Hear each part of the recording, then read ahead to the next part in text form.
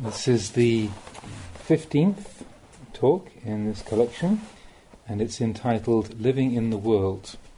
And this was previously published under the title Living in the World with Dhamma, and it was printed in the book Living Dhamma, again translated by Bruce Evans, Puriso.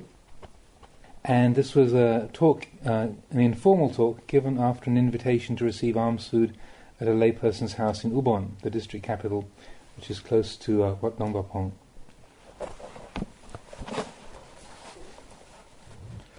Living in the world. Most people still don't know the essence of meditation practice.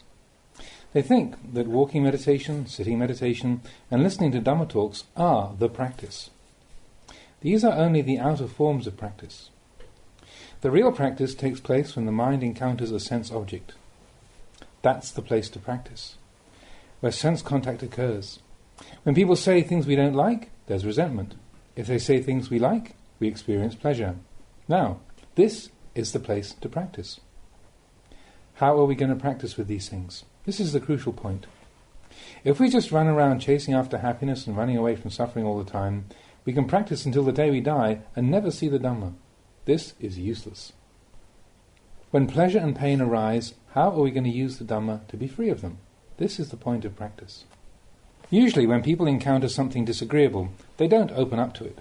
For instance, when people are criticized, "Don't bother me, why blame me?"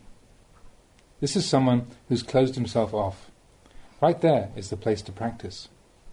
When people criticize us, we should listen. Are they speaking the truth? We should be open and consider what they're saying. Maybe there is something in what they say. Maybe there is something blameworthy within us. They may be right, and yet we immediately take offence. If people point out our faults, we should strive to be rid of these faults and improve ourselves. That's how intelligent people practice. The place where there is confusion is the place where peace can arise. When confusion is penetrated with understanding, what remains is peace. Some people can't accept criticism. They're arrogant. Instead, they turn around and argue. This is especially so when adults deal with children. Actually, children may say some intelligent things sometimes, but if you happen to be their mother, for instance, you can't give in to them. If you are a teacher, your students may sometimes tell you something that you didn't know, but because you are the teacher, you can't listen. This is not right thinking. In the Buddha's time, there was one disciple who was very astute. At one time, as the Buddha was expounding the Dhamma, he turned to this monk and asked, "Sariputta, do you believe this?" Venerable Sariputta replied, "No, I don't yet believe it." The Buddha praised his answer. "That's very good, Sariputta. You are one who is endowed with wisdom. One who is wise doesn't readily believe. He listens with an open mind and then weighs up the truth of the matter before believing or disbelieving." Now the Buddha here has set a fine example for a teacher. What Venerable Sariputta said was true. He simply expressed his true feelings. Some people would think that to say that you didn't believe that teaching would be like questioning the teacher's authority. They'd be afraid to say such a thing. They just go ahead and agree. That is how the worldly way goes. But the Buddha didn't take offence. He said that you needn't be ashamed of those things which aren't wrong or bad. It's not wrong to say that you don't believe if you don't believe. That's why Venerable Sariputta said, "I don't yet believe." The Buddha praised him. This monk has much wisdom. He carefully considers before believing anything. The Buddha's actions here are a good example for one who is a teacher of others. Sometimes you can learn things even from small children. Don't cling blindly to positions of authority. Whether you're standing, sitting, or walking around in various places, you can always study the things around you. We study in the natural way, receptive to all things, be they sights, sounds, smells, tastes, feelings or thoughts. The wise person considers them all. In the real practice, we come to the point where there are no longer any concerns weighing on the mind. If we still don't know like and dislike as they arise, there is still some concern in our minds. If we know the truth of these things, we reflect, "Oh, there's nothing to this feeling of liking here. It's just a feeling that arises and passes away. Dislike is nothing more, just a feeling that arises and passes away. Why make anything out of them? If we think that pleasure and pain are personal possessions, then we're in for trouble. We never get beyond the point of having some concern or other in an endless chain. This is how things are for most people. But these days, teachers don't often talk about the mind when teaching the Dhamma. They don't talk about the truth. If you talk about the truth, people may take exception. They say things like, "He doesn't know time and place. He doesn't know how to speak nicely." But people should listen to the truth. A true teacher doesn't just talk from memory. He speaks the truth. People in society usually speak from memory. The teacher speaks the truth. People in the society usually speak from memory, and what's more, they usually speak in such a way as to exalt themselves. The true monk doesn't speak like that. He speaks the truth, the way things are. No matter how much the teacher explains the truth, it's difficult for people to understand. It's hard to understand the Dhamma. If you understand the Dhamma, you should practice accordingly. It may not be necessary to become a monk, although a monk's life is the ideal form for practice. To really practice, you have to forsake the confusion of the world, give up family and possessions and take to the forests. These are the ideal places to practice. But if we still have a family and responsibilities, how are we to practice? Some people say it's impossible to practice Dhamma as a layperson. Consider, which group is larger, monks or lay people? There are far more lay people. Now, if only the monks practice and the lay people don't, then that means there's going to be a lot of confusion. This is wrong understanding. I can't become a monk. Becoming a monk isn't the point. Being a monk doesn't mean anything if you don't practice. If you really understand the practice of Dhamma, then no matter what position or profession you hold in life, be it a teacher, a doctor, civil servant or whatever, you can practice the Dhamma every minute of the day. To think you can't practice as a layman is to lose track of the path completely. Why is it people can find the incentive to do other things? If they feel they are lacking something, they make an effort to obtain it. If there is sufficient desire, people can do anything. Some say, I haven't got the time to practice the Dhamma. I say, then, how come you've got time to breathe? Breathing is vital to people's lives. If they saw Dhamma practice as vital to their lives, they would see it as important as their breathing.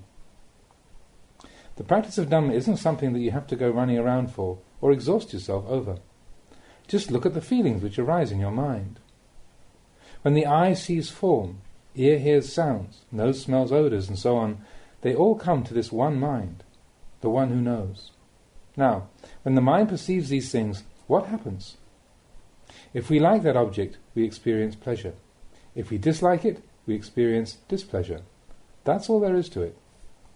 So, where are you going to find happiness in this world? Do you expect everybody to say only pleasant things to you all your life? Is that possible? No, it's not. If it's not possible, then where are you going to go? The world is simply like this. We must know the world, lokavidu, know the truth of this world. The world is something we should clearly understand. The Buddha lived in this world. He didn't live anywhere else. He experienced family life, but he saw its limitations and detached himself from them. Now, how are you as lay people going to practice? If you want to practice, you must make an effort to follow the path. If you persevere with the practice, you too will see the limitations of this world and be able to let go. People who drink alcohol sometimes say, I just can't give it up. Why can't they give it up? Because they don't yet see the liability in it. If they clearly saw the liability, they wouldn't have to wait to be told to give it up. If you don't see the liability of something, that means you also can't see the benefit of giving it up. Your practice becomes fruitless. You're just playing at practice. If you clearly see the liability and the benefit of something, you won't have to wait for others to tell you about it. Consider the story of the fisherman who finds something in his fish trap. He knows something is in there. He can hear it flapping about inside. Thinking it's a fish, he reaches his hand into the trap only to find a different kind of animal. He can't yet see it, so he's in two minds about it. It could be an eel, considered a delicacy in some parts of Thailand. But then again, it could be a snake. If he throws it away, he may regret it. It could be an eel. On the other hand, if he keeps holding on to it and it turns out to be a snake, it might bite him. He's caught in a state of doubt. His desire is so strong he holds on, just in case it's an eel. But the minute he brings it out and sees the striped skin, he throws it down straight away. He doesn't have to wait for someone to call out, "It's a snake, it's a snake, let go." The sight of the snake tells him what to do, much more clearly than words could do. Why? Because he sees the danger. Snakes can bite. Nobody has to tell him about it. In the same way, if we practice till we see things as they are, we won't meddle with the things that are harmful. People don't usually practice in this way. They usually do other things. They don't contemplate things. They don't reflect on old age, sickness and death. They only talk about non-aging and non-death, so they never develop the right feeling for Dhamma practice. They go and listen to Dhamma talks, but they don't really listen. Sometimes I get invited to give talks at important functions, but it's a nuisance for me to go. Why so? Because when I look at the people gathered there, I can see that they haven't come to listen to the Dhamma. Some are smelling of alcohol, some are smoking cigarettes, some are chatting. They don't look at all like people who have come out of faith in the Dhamma.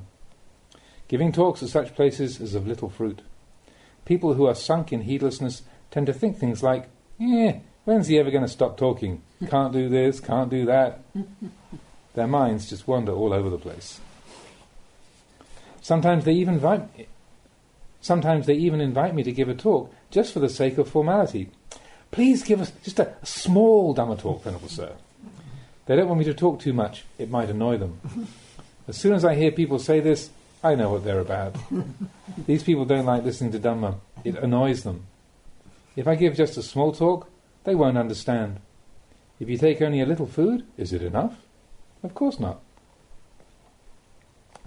Sometimes I'm giving a talk, just warming up to the subject, and some drunkard will call out, "Okay, make way for the Venerable Sir, he's coming out now," trying to drive me away.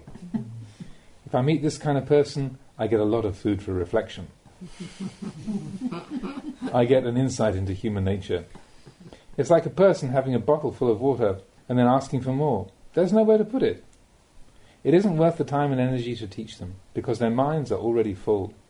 Pour any more in, and it just overflows uselessly. If their bottle was empty, there would be somewhere to put the water, and both the giver and the receiver would benefit. In this way, when people are really interested in Dhamma, they sit quietly, listening carefully. I feel much more inspired to teach. If people don't pay attention, it's just like the man with a bottle full of water. There's no room to put any more. It's hardly worth my while talking to them. In situations like this, I just don't find any energy arising to teach. You can't put much energy into giving when no one's putting much energy into receiving. These days, giving talks tends to be like this, and it's getting worse all the time. People don't search for truth. They simply study to find the necessary knowledge to make a living, raise families, look after themselves. They study for a livelihood. There may be some study of Dhamma, but not much. Students nowadays have much more knowledge than students of previous times. They have all the requisites at their disposal. Everything is more convenient. But they also have a lot more confusion and suffering than before. Why is this? Because they only look for the kind of knowledge used to make a living. Even the monks are like this. Sometimes I hear them say, I didn't become a monk to practice the Dhamma. I only ordained to study. These are the words of someone who has completely cut off the path of practice. There's no way ahead. It's a dead end. When these monks teach, it's only from memory. They may teach one thing, but their minds are in a completely different place. There's no truth in such teachings. This is how the world is. If you try to live simply, practicing the Dhamma and living peacefully, they say that you're weird and antisocial. They say you're obstructing progress in society. They even intimidate you. Eventually, you might even start to believe them and revert to worldly ways, sinking deeper and deeper into the world until it's completely impossible to get out. Some people say, I can't get out now, I've gone in too deeply. This is how society tends to be. It doesn't appreciate the value of Dhamma. The value of Dhamma isn't to be found in books. Those are just the external appearances of Dhamma. They're not the realization of Dhamma as a personal experience. If you realize the Dhamma, you realize your own mind. You see the truth there. When the truth becomes apparent, it cuts off the stream of delusion. The teaching of the Buddha is the unchanging truth, whether in the present or any other time. The Buddha revealed this truth 2,500 years ago, and it's been the truth ever since. Nothing should be added or taken away from it. The Buddha said, what the Tathagata has laid down should not be discarded, and what has not been laid down by the Tathagata should not be added to the teachings. He sealed off the teachings. Why did the Buddha seal them off? Because these teachings are the words of one who has no defilements. No matter how the world may change, these teachings are unaffected. They don't change with it. If something is wrong, even if people say it's right, it doesn't make it any the less wrong. If something is right, that doesn't change just because people say it's not. Generation after generation may come and go, but these things don't change because these teachings are the truth. Now, who created this truth? The truth created the truth.